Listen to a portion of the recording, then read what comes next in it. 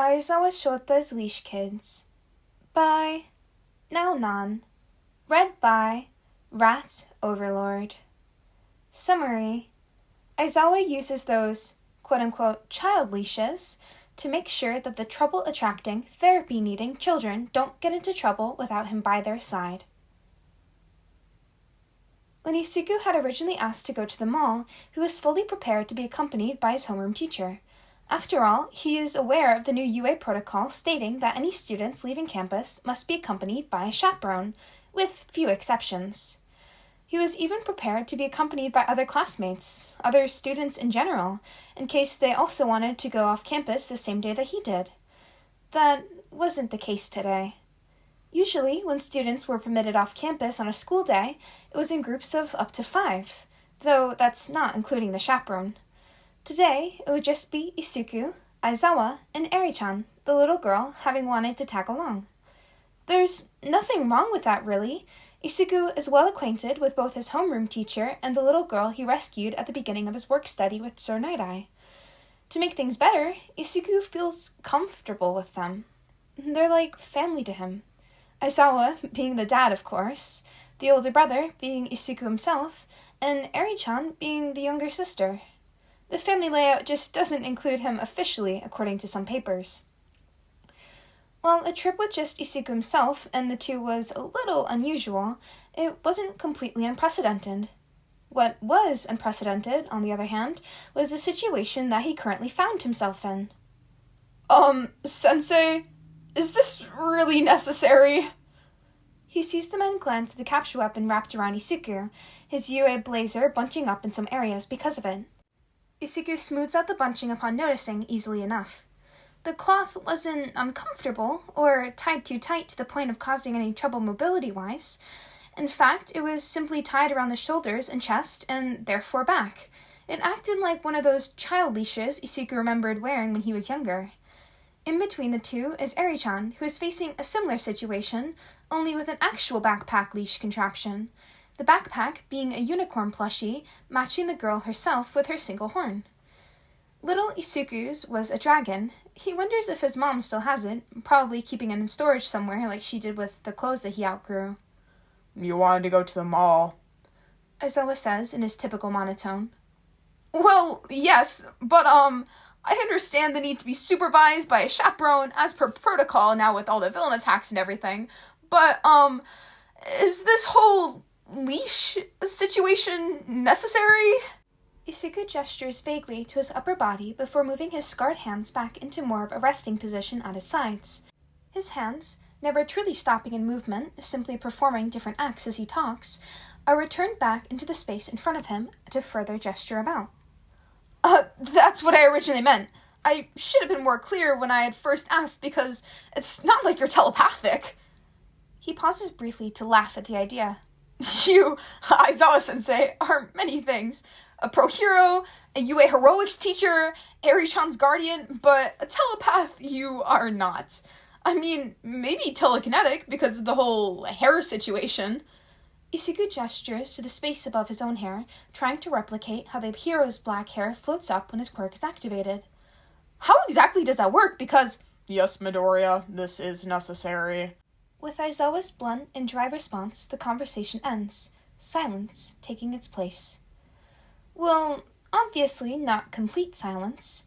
In a mall, there's always some noise, people holding conversation, the sound of shoes hitting tile repetitively as strangers pass, the sound of music being played in stores, etc., etc. Plus, Eri-chan is humming the My Little Pony Friendship is Magic theme song. Isuku restarts the conversation by asking, Why exactly?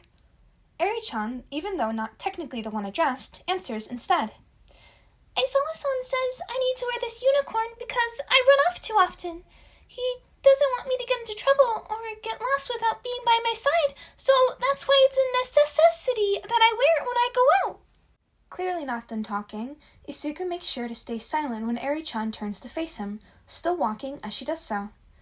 Maybe it's the same for you, Deku-kun, she says, tilting her head in a way to show that she isn't quite sure. She looks away from a now slightly offended and flustered Isuku to look at her legal guardian. Is that right, Aizawa-san? she whispers conspiratorially. Aizawa dons his feral grin, really the only form of a smile that he can reliably do, as he nods his head, making the same grin appear on Eri-chan's face briefly before it softens and is redirected at the stuttering Chin. See, Deku-kun! Ignoring Isuku's spluttering, Aizawa returns to a more neutral expression as he once again faces forward. Eri-chan. Aizawa adds. Necessity only has 2 S's.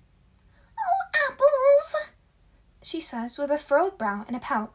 A strand of her white hair falls into her face, strengthening her displeasure and expression. The conversation once again dies off. Aizawa is still heading towards the store they agreed on visiting first, Eri-chan mumbling necessity to herself, and Isuku attempting to formulate a defense. He gets there eventually. I don't get into trouble that often, and... Yes, you do, Mid. I've only really gotten lost during my primary school years. Aizawa, still not looking at Isuku, begins to call out a mental list that he's been keeping of the hero-hopeful shenanigans. You broke 3 limbs in the entrance exam, a finger during the first day practical exam, broke more limbs at the USJ incident, broke all 10 fingers, and then another arm at the sports festival, got ambushed by Shigaraki at a different mall. Hey, that's not my fault! Committed acts of vigilantism while fighting a serial killer in an alleyway during your internship, got ambushed and almost kidnapped by a Nomu. Only almost! Fought another serial killer at the summer camp while continuing to fight with 2 broken arms, committed another act of vigilantism by disobeying orders and rescuing Bakugo. Okay, okay, I get it. I get into trouble on occasion. Most of the time, I just happen to be in the wrong place at the wrong time, though. I can't just not do anything. It's... You did all of that, Deku-kun? Eri-chan's face looks starstruck. Her red eyes are blown wide as she realizes that her hero isn't only a hero to her, but a hero to many. I guess I did, Isuku says, a little starstruck himself. He's made it a long way from that scrawny, quirkless kid that he used to be. It's easy to forget his very humble beginnings, especially after how chaotic his first year in high school has been, which still isn't even over. Wow! Eri says with awe. You need the leash more than I do! Midoriya, like clockwork, blushes from embarrassment and flails his hands around in both an attempt to hide his red face and convey some sort of disagreement. Eri's giggles are increased by his reaction, which is a given.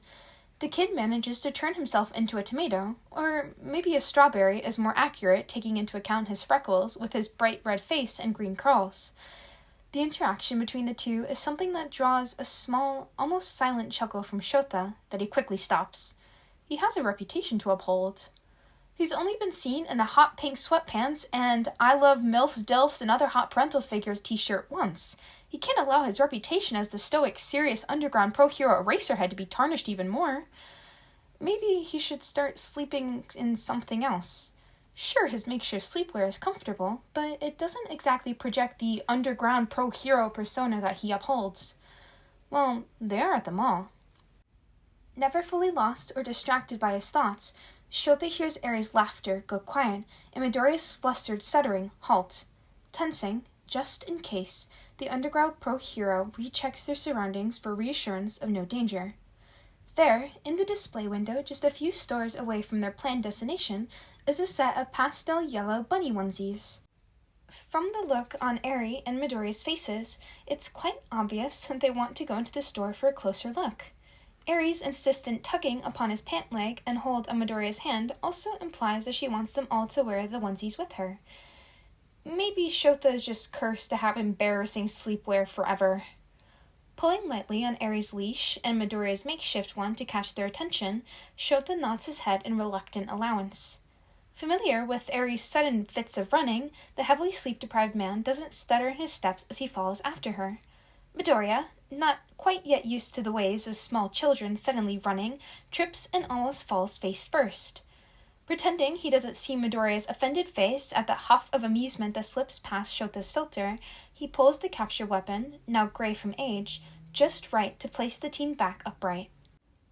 Of course, a grown adult who looks fairly unkempt accompanying 2 children, when actually being a teen wearing a UA blazer, with leashes attached to their persons while running, would draw attention. How wouldn't it? They simply ignore the increased attention, though. They have more important things in their mind, plus it'll soon lessen. In a quirked world where you can witness people cough up butterflies, levitate rubber ducks, transform to have, or naturally have, animal-like appendages, and more, the situation isn't too eye-catching for long. Slowly coming to a stop, the 3 make it to the display case showcasing the bunny onesies. Although the window of the store had only shown the soft yellow version of the sleepwear, a shelf nearby shows different colors that things can come in. Aizawa-san? Eri says while tugging on the man's pant leg. Can we be twins? The white-haired girl briefly stops tugging on her guardian's pant leg to look at her fellow leash companion for encouragement. From only a foot away, his body still trembling from silent laughter, he sends her a reassuring thumbs up and a wobbly smile. Taking note to pull the exact same expression practiced under the tutelage of both Lemillion-kun and Deku-kun, her heroes, Eri tilts her face up to make eye contact with the tall man.